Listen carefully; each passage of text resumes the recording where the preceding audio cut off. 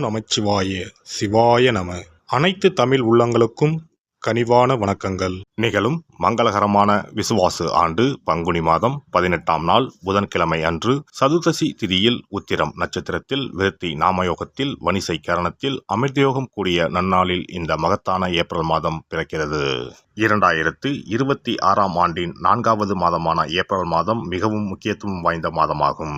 இந்த மாதம் பல கிரக பெயர்ச்சிகள், சேர்க்கைகள், நட்சத்திர மாற்றங்கள் நிகழ இருக்கிறது.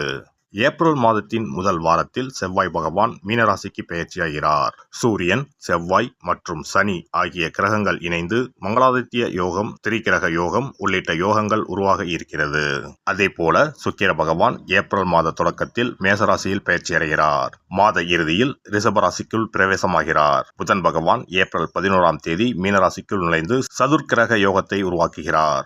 ஏப்ரல் 14ஆம் தேதி சூரிய பகவான் மேசராசிக்கு பெயர்ச்சியடைந்து சுக்கிரனுடன் இணைந்து சுக்கிராதித்ய யோகத்தை உருவாக்குகிறார். ஏப்ரல் 17ஆம் தேதி சனி பகவான் உத்திரட்டாதி நட்சத்திரத்தின் 3ஆம் பாதத்தில் பிரவேசிக்கிறார். ஏப்ரல் 30ஆம் தேதி புதன் பகவான் மேசராசிக்குள் நுழைய இருக்கிறார். இந்த கிரகங்களின் அமைப்பினால் உங்கள் வாழ்வில் ஏற்படக்கூடிய சுப மற்றும் அசுப பலன்கள் என்ன என்பதனையும், அசுப பலன்கள் ஏற்படுமாயின் ராசிக்காரர்கள் செல்ல வேண்டிய கோவில் மற்றும் செய்ய வேண்டிய பரிகாரம் என்ன என்பதனை பற்றியும் விரிவாக காண்போம். பிறக்கப் போகும் இம்மாதத்தில் உங்கள் வாழ்வில் வளமும் நலமும் செல்வ செழிப்பும் பெற்று வாழ்வின் உயரிய நிலையை அடைய எல்லாம் வல்ல எம்பெருமானை வேண்டி விரும்பி கேட்டுக்கொள்கிறேன். கும்பராசி அன்பர்களே, இந்த மாதம் பணவரவு திருப்தி தருவதாக இருக்கும். காரியங்கள் அனுகூலமாக முடியும். குடும்பத்தில் வசதி வாய்ப்புகள் பெருகும். வீட்டில் மகிழ்ச்சியும் நிம்மதியும் உண்டாகும்.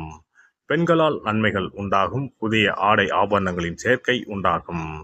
கணவன் மனைவிக்கு இடையே அந்யோன்யம் அதிகரிக்கும். வாழ்க்கை துணை வழி உறவினர்கள் வகையில் எதிர்பார்த்த உதவிகள் கிடைக்கும். உறவினர்களால் நன்மைகள் ஏற்படும். குடும்ப தேவைகள் ஒவ்வொன்றாக நிறைவேறும்.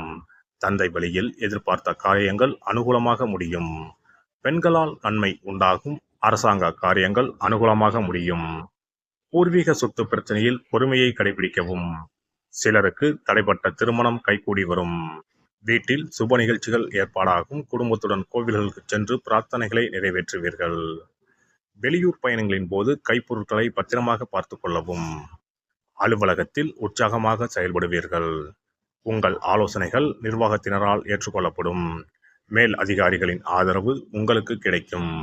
சிலருக்கு பதவி உயர்வு, ஊதிய உயர்வு போன்ற சலுகைகள் கிடைப்பதற்கான வாய்ப்பு உண்டு. சக ஊழியர்களிடையே உங்கள் செல்வாக்கு அதிகரிக்கும். தொழில் மற்றும் வியாபாரத்தில் லாபம் அதிகமாக கிடைக்கும். சக போட்டியாளர்களின் மறைமுக எதிர்ப்புகளை முறியடிப்பீர்கள். பங்குதாரர்களுடன் இணக்கமான சூழ்நிலை ஏற்படும். ஆனாலும் வியாபாரத்தை விரிவுபடுத்தவோ அல்லது புதிய முதலீடு செய்வதையோ கண்டிப்பாக தவிர்க்கவும். குடும்பத்தை நிர்வகிக்கும் பெண்களுக்கு மகிழ்ச்சி தரும் மாதமாக இருக்கும். குடும்பத்தில் உங்கள் ஆலோசனைகள் மற்றவர்களால் ஏற்றுக்கொள்ளப்படும். உறவினர்களும் உங்களுக்கு உதவியாக இருப்பார்கள். அக்கம் பக்கத்தில் இருப்பவர்களால் அனுகூலம் உண்டாகும். வேலைக்கு செல்லும் பெண்களுக்கு எதிர்பார்த்த சலுகைகள் கிடைக்கும். வியாழக்கிழமைகளில் ஆஞ்சநேயருக்கு துளசி தளத்தால் அர்ச்சனை செய்து வழிபடுவதும் மகான்களை தரிசிப்பதும் நன்மையை தரும். ஒரு முறையாவது குல தெய்வத்தையும் இஷ்ட தெய்வத்தையும் ஒரே நாளில் சென்று தரிசித்து வாருங்கள். கடன் பிரச்சனைகள் தீரும். குடும்பத்தில் மகிழ்ச்சி நிலவும். மன நிம்மதி உண்டாகும். சிறப்பு தொகுப்பு. கண் திருஷ்டிகள் அகன்று தடைப்பட்டு கொண்டிருக்கும் காரியங்கள் நிறைவேற செய்ய வேண்டிய பரிகாரம் என்ன என்பதனை பற்றி காண்போம். வாழ்க்கையில் நல்ல நிலையில் இருந்தவர்கள் கூட திடீரென்று பொருளாதாரம் இழந்து மன கஷ்டங்களுடன் வாழும் நிலை ஏற்படும். இந்த நிலை எதனால் ஏற்பட்டது என்று ஆராய்ந்து பார்த்தால் பெரும்பாலும் அவர்களின் மீதான கண் திருஷ்டிதான் காரணமாக இருக்கும். கல்லடி பட்டாலும் கண்ணடி படக்கூடாது என்று சொல்வார்கள் அல்லவா? அது உண்மைதான். இது போன்ற பிறரின் பொறாமை கொண்ட கண் திருஷ்டியினால் பலரின் வாழ்க்கை சிரமத்திற்கு ஆளாக நேரிடும். இது போன்ற கண் திருஷ்டிகளிலிருந்து எப்படி தப்பிப்பது? இருக்கவே இருக்கிறது எளிதாக கிடைக்கும் ஊமத்தஞ்செடி. தெய்வ சக்தி நிறைந்த செடியாக கருதப்படும் ஊமத்தஞ்செடியின் காய், பூ, இலைகள் என அனைத்தும் தீய சக்திகள் விரட்ட பரிகாரத்துக்கு பயன்படுகிறது. பொதுவாக ஊமத்தம் காய்க்கு கெடுதலை அகற்றக்கூடிய சக்தி உண்டு. நம் வீட்டில் உள்ள எதிர்மறை சக்தியை அகற்றுவதற்கு ஊமத்தங்காய் தீபம் சிறந்த பரிகாரமாகிறது. தெய்வீக மகத்துவம் நிறைந்த ஊமத்தங்காய் மற்றும் பூவையும் எடுத்துக்கொள்ளுங்கள். வீட்டுக்கு அருகில் இல்லை என்றால் நாட்டு மருந்து கடைகளில் கிடைக்கும்.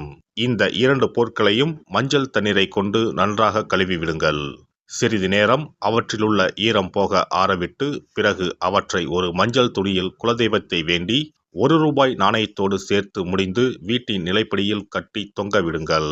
இந்த முடிச்சை வெள்ளிக்கிழமை அல்லது ஞாயிற்றுக்கிழமைகளில் தயார் செய்து வாசல் படியில் கட்டுவது சிறப்பு. தினமும் வீட்டில் தீபம் ஏற்றி காண்பிக்கும் போது இந்த முடிச்சுக்கும் காண்பிக்கவும். இதேபோல் ஊமத்தம் இலைகள் கிடைத்தால் அந்த இலைகளை சுத்தமான மஞ்சள் தண்ணீரில் கழுவிவிட்டு அவற்றை கொண்டு வீட்டில் இருக்கும் விநாயகருக்கு திங்கள் கிழமைகளில் தொடர்ந்து அர்ச்சனை செய்து வர வேண்டும். ஊமத்தம் பூவையும் விநாயகருக்கு சூட்டலாம். 3 வாரங்கள் தொடர்ந்து திங்கள் கிழமைகளில் விநாயகருக்கு ஊமத்தை இலையால் அர்ச்சனை செய்து ஊமத்தம் பூவை சூட்டி வழிபட்டால் வீட்டில் உள்ள கெட்ட சக்தி நடமாட்டம் மற்றும் கண் திருஷ்டிகள் தீரும். ஊமத்தம் செடியும் சிவபெருமானுக்கு உகந்த இலை ஆகும். இந்த ஊமத்தங்காய் வைத்து சிவபெருமானுக்கு தீபம் ஏற்றி வழிபடுவதன் மூலம் நமது பிரச்சனைகளில் இருந்து எளிதாக விடுபட முடியும். முதலில் 2 ஊமத்தங்காய்களை எடுத்துக்கொள்ள வேண்டும். அவற்றின் மீது முட்கள் இருப்பதால் மிகவும் கவனமாக கையாள வேண்டும். ஊமத்தங்காயின் காம்பு பகுதிகளை வெட்டி கொண்டு கத்தியை பயன்படுத்தி ஊமத்தங்காயின் உள்ளே இருக்கும் விதை பகுதியை முழுவதுமாக நீக்கிவிட வேண்டும். பின்னர் 2 அகல் விளக்குகள் மற்றும் விளக்கு வைப்பதற்கான 2 தட்டுகளை எடுத்து சுத்தம் செய்து அவற்றிற்கு மஞ்சள் குங்குமம் பொட்டு வைத்துக் கொள்ள வேண்டும். பின்னர் 2 தட்டின் மீதும் ஒவ்வொரு அகல் விளக்கை வைத்துக் கொள்ள வேண்டும். அதன் பிறகு எப்போதும் பூஜை செய்வதற்கு வைப்பது போன்ற வெத்தலைப்பாக்கு, பழம் போன்றவற்றை வைத்துவிட்டு 2 விளக்குகளையும் ஏற்றி சிவபெருமானை மனதார வேண்டிக் கொள்ள வேண்டும். எனக்கு இருக்கும் பிரச்சனைகள் அனைத்தும் தீர்ந்து இன்பமான வாழ்க்கை கிடைக்க வேண்டும் என வேண்டிக் கொள்ள வேண்டும். இந்த பூஜையை வெள்ளிக்கிழமை அன்று தொடங்கினால் தொடர்ந்து 9 வெள்ளிக்கிழமைகள் செய்ய வேண்டும். ஊமத்தங்காயின் மீது எவ்வாறு முட்கள் இருக்கிறதோ அதுபோல நமது வாழ்க்கையில் இருக்கும் முட்கள் போன்ற பிரச்சனைகளை அவை தீர்த்து வைக்கின்றன. இந்த பூஜையை நாம் தொடர்ந்து செய்து வருவதால் நம் மீது இருக்கும் கண் திருஷ்டிகள் அகன்றுவிடும். தீராத துயரங்கள் தீர்ந்துவிடும். பணம், நகை நம்மிடம் பெருகி வரும். சிலருக்கு கையில் சுத்தமாக பணம் இருக்காது. வறுமை தாண்டவமாடும். கடன் தொல்லையால் கஷ்டப்படுவார்கள். பண பிரச்சனையில் சிக்கி கொண்டிருப்பவர்கள் இந்த தீபத்தை ஏற்றினால் 3 வாரங்களில் நல்ல பலனை பெற முடியும். தொழிலில் நல்ல முன்னேற்றம் இருக்கும். கடன் பிரச்சனைகள் தீரும். உறவினர்களிடையே பகைமை இருந்தால் அவையும் மறைந்துவிடும். நோய்வாய் உள்ளவர்கள் இந்த தீபத்தை ஏற்றுவதன் மூலம் நல்ல பலனை பெற முடியும். பொதுவாகவே எந்த பரிகாரம் என்றாலும் அதை முழு நம்பிக்கையுடன் செய்தால் மட்டுமே முழு பலன் கிடைக்கும் என்பதை நினைவில் கொள்ளுங்கள். எல்லாம் வல்ல இறையருளால் நீங்களும் உங்கள் அன்பு குடும்பமும் உடல் நலம், நீலாயுள், நிறை செல்வம், உயர் புகழ், மெய்ஞானம் ஓங்கி வாழ்க வளமுடன். இந்த வீடியோ பதிவு உங்களுக்கு பிடித்திருந்தால் லைக் பண்ணுங்க, கமெண்ட் பண்ணுங்க, ஷேர் பண்ணுங்க. மறக்காம சப்ஸ்கிரைப் பண்ணுங்க. பக்கத்துல இருக்கிற பெல் பட்டனை கிளிக் பண்ணுங்க. நன்றி, வணக்கம். ஓம் நமச்சிவாய. சிவாய